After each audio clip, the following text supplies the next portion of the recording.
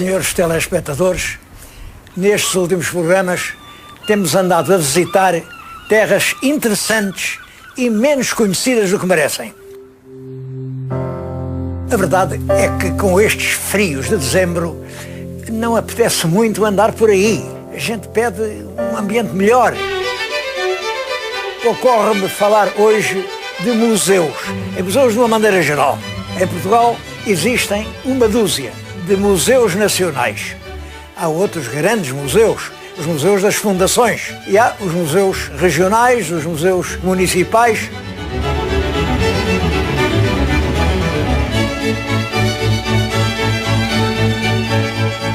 Não há nenhum museu daquilo que é mais importante na história de Portugal, aquilo que faz com que nós existamos para o mundo, o Museu dos Descobrimentos.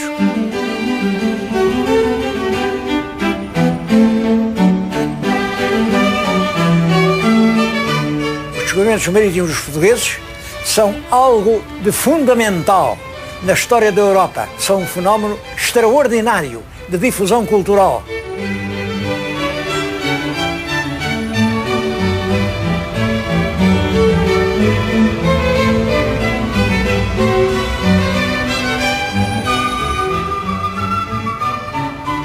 Eu li agora uma notícia que vai abrir um Museu dos Descobrimentos num velho solar da Beira Baixa, na aldeia histórica de Belmonte, e que vai chamar Museu dos Descobrimentos. É um museu relativo a Pedro Álvares Cabral, que no ano de 1500, quando ia para a Índia, tocou pela primeira vez, ao que se diz, na costa brasileira. Portanto, é um museu de um descobrimento, não é um museu dos descobrimentos. Considero extremamente urgente a criação do Museu Nacional dos Descobrimentos. Camões é o principal vulto da cultura portuguesa e um dos mais notáveis do Renascimento europeu. Festejar Camões é festejar toda essa extraordinária floração literária do século XVI, que começa com Gil Vicente, que termina com os grandes cronistas das navegações, e que é uma época realmente extraordinária. Acho que era preciso um museu de Camões. O lugar existe. São as ruínas do convento e igreja do Beato, que serviam de pantebon à família a cujo serviço Camões esteve. Lá estão inscritos, nos túmulos, os grandes nomes da lírica camoniana. Lá está a Violante, que é a principal musa inspiradora da sua lírica. Lá está o Dom António de Noronha, a quem ele dedicou versos tão sentidos. É realmente o ambiente camoniano da época de Camões.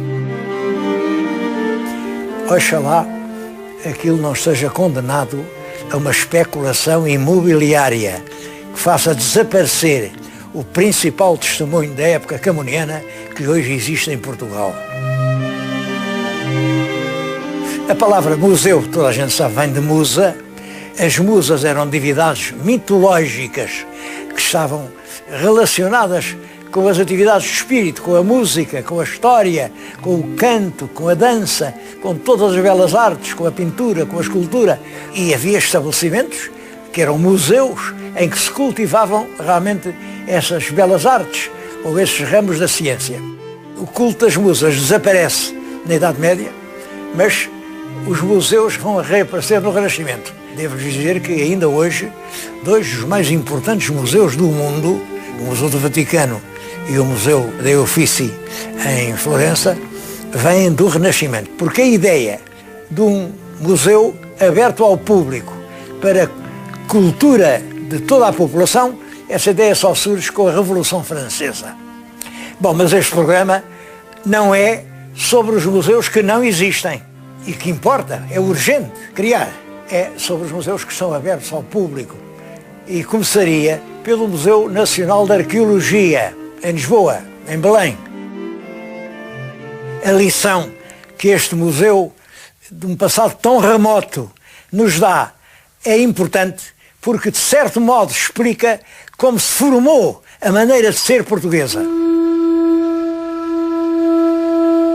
No Paleolítico, os povos não estão instalados permanentemente em certas regiões, movem-se à procura de comida, vão devastando os terrenos onde passam e movem-se no sentido do sol, até que a terra acaba e o mar começa.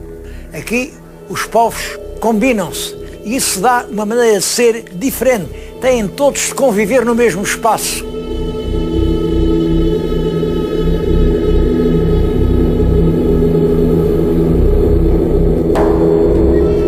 O português convive com outras raças, com outros povos, com outras línguas. Isso fez, como sabem, a nossa grandeza no mundo. Andamos por aí convivendo com os povos da América, os povos da Índia, os povos da África, e é isso que faz a grandeza da história portuguesa. Depois desta visita a um museu tão importante, eu aconselharia Conímbriga. Conímbriga é um quadro da civilização romana no momento em que ela atinge o melhor nível. Essa cidade foi estrangulada pela brutalidade das invasões bárbaras. São os suevos quem cerca a cidade, quem a destrói, quem obriga o bispo a fugir de Conímbriga para uma terra onde se defendia melhor, que era junto do Mondego, chamava-se Emínio. Mas Emínio, quando passa a estar lá o bispo de Conímbriga, passa a chamar-se também Conímbriga. O bispo levou tudo, até o nome da terra.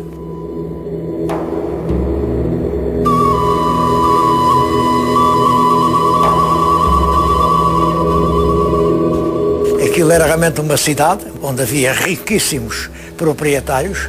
Aquele Palácio dos Repuxos mostra um nível de vida extraordinário.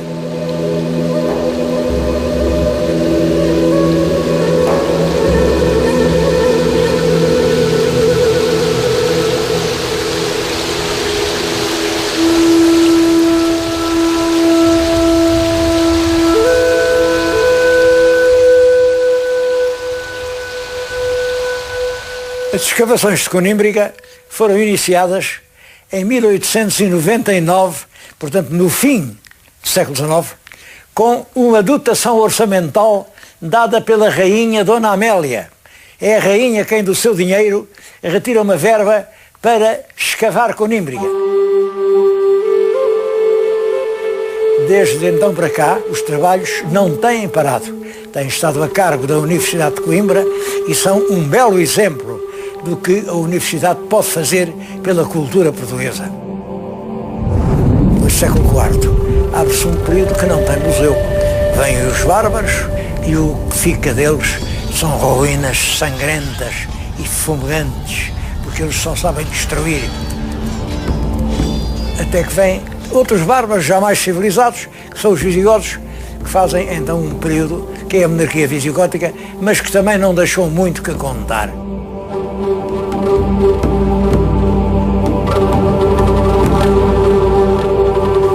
No século VIII vêm os árabes, com uma civilização muito superior, mas também os árabes não são construtores. Os materiais que eles usam são materiais perecíveis. Os seus templos são de barro e o tempo consumiu-os. Não temos hoje realmente nenhuma arquitetura árabe. É claro que há lembranças, em muitas partes aparecem vestígios sobretudo cerâmicos. Eles tinham uma cerâmica importante, mas nada disso está para um museu. Por isso, o museu que visitaria a seguir seria o Museu Nacional de Arte Antiga. Há no museu muitas coisas, desde a primeira dinastia, objetos de ourivesaria, objetos de arte, mas eu começaria por uma meditação diante deste extraordinário quadro, que é o políptico chamado das Janelas Verdes, um conjunto de tábuas em que estão pintadas as classes sociais portuguesas, desde a família real até aos pedintos dos caminhos, o alto clero, a nobreza, os pescadores envoltos nas suas redes.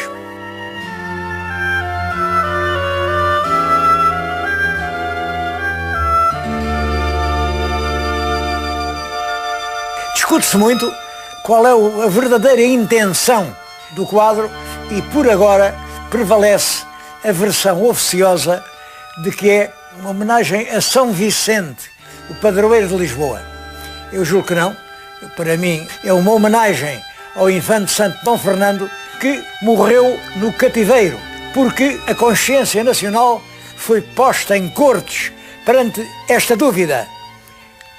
Para salvar a vida do infante, irmão do rei, podíamos entregar a cidade de Ceuta, ou a cidade fazia parte já do reino português e, portanto, não há nenhuma parte do reino que possa ser vendida, possa ser trocada, seja pela vida de quem for. As cortes decidiram que Ceuta era mais importante que a vida do infante. E o infante, depois de anos de um cativeiro atroz, morreu trespassado de dores. Isso foi um drama para Portugal. Aquele quadro é do próprio ano em que o infante morreu e, a meu ver, é uma homenagem prestada pela irmã, que era Condessa da Flandres e Duquesa da Borgonha, e que foi sempre atenta à vida dos seus irmãos aqui em Portugal. Aliás, eu já chamei a atenção para o facto de que a figura de quem quer que é homenageado mostra um livro, mas as primeiras 4 linhas do texto estão incompletas, porque estes 4 dedos tapam uma parte do texto do livro. Na primeira linha tapam 3 letras, E-S-T, este. Na segunda linha tapam só 2, UD. Na terceira tapam 5, vobis. E na outra tapam 6 ou 7, credatis. A frase é uma frase latina, esde ut vobis credatis, que quer dizer, é para que vós o acrediteis. E depois no texto diz-se que quero que o mundo saiba que eu amo a meu pai. Esta era a vontade do meu pai.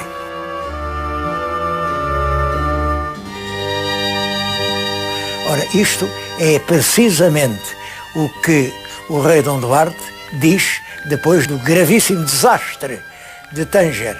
Ele diz que mandou fazer a expedição para conquistar Tânger porque essa era a vontade de seu pai. E disto foram as derradeiras palavras que nos bem pôde dizer. Quer dizer, à hora da morte, Dom João I diz aos filhos para prosseguirem a cruzada nacional do Norte da África. E ele, em obediência às palavras de seu pai, e para que o mundo saiba que ele amava o pai, ordena aquilo que veio a saldar-se num trágico desastre. Creio que este elemento é muito importante a favor da tese de que os painéis são realmente os painéis de homenagem nacional ao Infante Santo. De uma coisa não há dúvida. É um quadro dos meados do século XV, que representa a nação portuguesa nos seus vários escalões sociais. Creio que mais nenhum país europeu tem assim o seu autorretrato, apreendendo toda a gente. E num momento fundamental, nos meados do século XV, já Portugal está lançado na extraordinária aventura dos descobrimentos marítimos. Já as caravelas henriquinas, com a Cruz de Cristo, porque vão ao serviço da Ordem de Cristo, chegaram à Madeira, aos Açores, a Cabo Verde, já penetram no Golfo da Guiné, e é uma obra que continuará nos reinados seguintes até nos levar à Índia, à China, ao Japão e fazer de Portugal uma grande nação que contribui para a civilização mundial. É, portanto, Portugal, num momento crucial da sua história, que ele está representado. Vale a pena um olhar atento e uma indagação sobre o que quer realmente dizer esse político misterioso.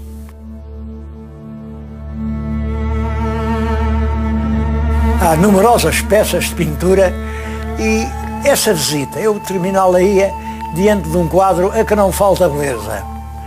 O retrato del Rei Dom Sebastião, pelo pintor Cristóvão de Moraes. É Dom Sebastião que morre de armas na mão na batalha de Alcácer Quibir e com a sua morte lança o país num período sombrio que vai durar cerca de 100 anos. Para isso contribui o facto da corte sair de Lisboa e estar em Madrid. É claro que isso é um fator de decadência. O segundo fator é a ruína do comércio ultramarino.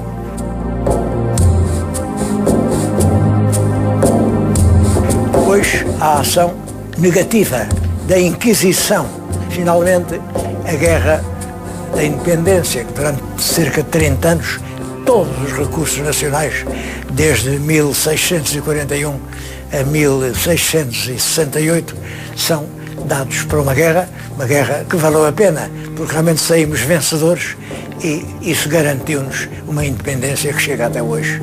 E o melhor lugar para recordar é um lugar que não é um museu nacional, mas que é realmente um grande museu a cargo da Fundação da Casa de Bragança, o Palácio Museu de Vila Viçosa.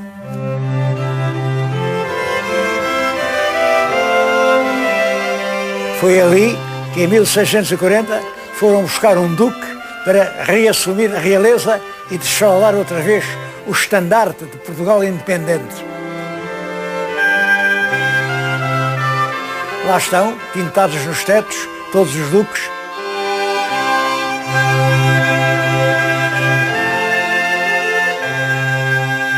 Lá está a recordação dos grandes feitos em que a Casa de Bragança esteve envolvida. Lá se pode contar, afinal, toda a história portuguesa até ao fim do regime.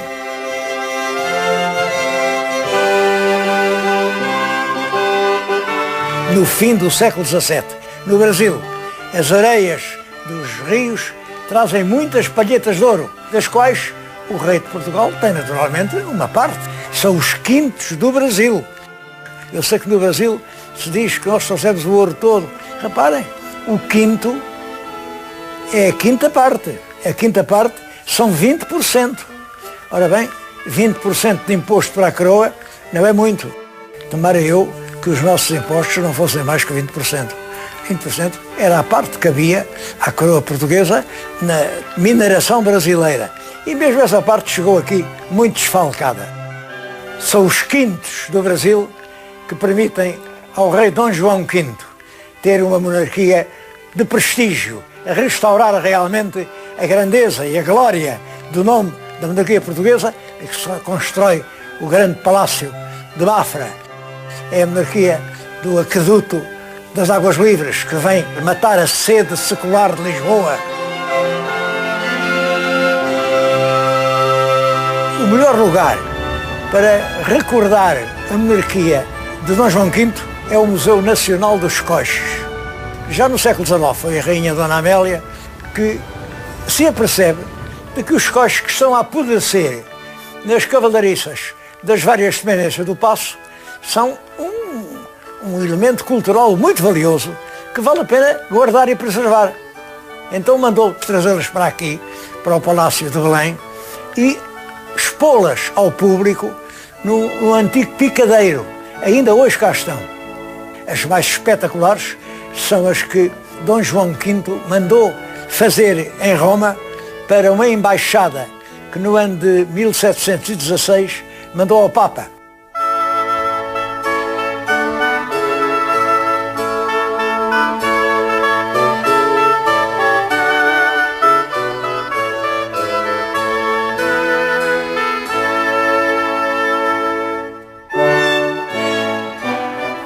As embaixadas em que mandavam presentes ao Papa e pedidos de prestígio para a monarquia portuguesa.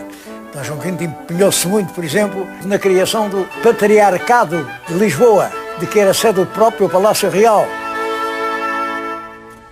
A Dom João V sucede-se, naturalmente, Dom José, como sabe, chama logo para o seu governo, no início do reinado, Sebastião José de Carvalho e Melo. É um fidalgo intelectual, era da Academia de História e que tinha ido para funções diplomáticas, primeiro em Inglaterra e depois em Viena da Áustria. É aí que ele se apercebe do movimento social e económico da Europa do seu tempo e tenta, quando é chamado para o governo, fazer o que tinha visto lá fora. Tenta transformar esta velha monarquia num grande Estado mercantil, persegue as classes dominantes, claro, a nobreza, o próprio povo, porque agora a grande classe para ele são os mercadores.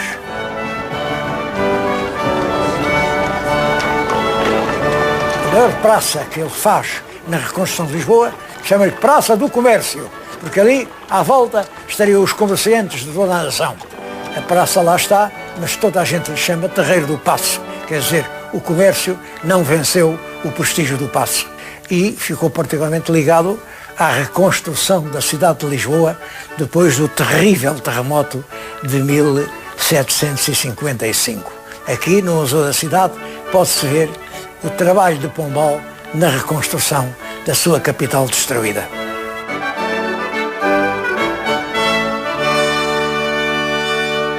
Depois da época de Pombal, sucede-se o período agitado da Rainha Dona Maria I, da Revolução Francesa, da nossa entrada na guerra contra a Revolução, da entrada da Revolução em Portugal com as invasões. Nada disso está documentado em museus.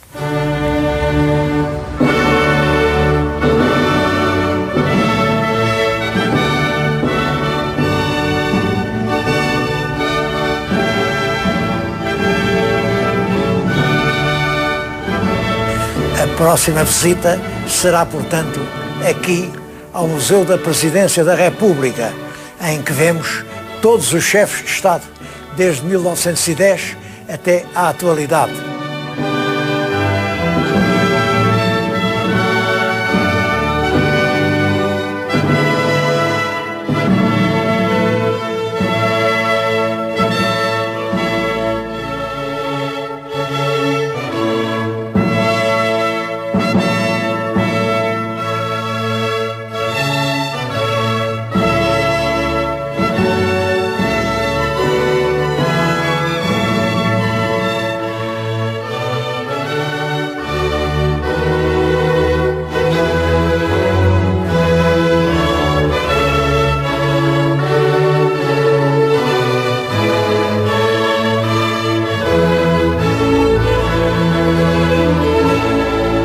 Tão costume dizer mal dos governantes que até nos esquecemos que nós temos os governantes que nós próprios escolhemos.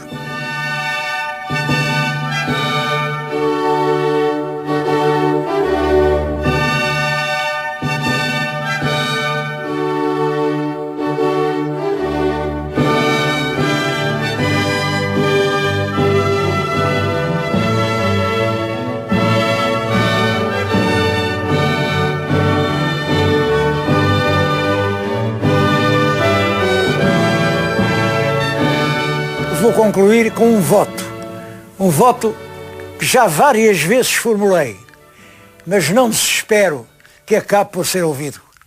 A fundação de um grande museu de Portugal, talvez instalado ali, nos edifícios do Terreiro do Paço, um grande museu onde se contasse a história de um pequeno povo nascido há 1000 anos numa esquina do planeta, pequeno povo que 1000 anos depois teima em continuar a viver.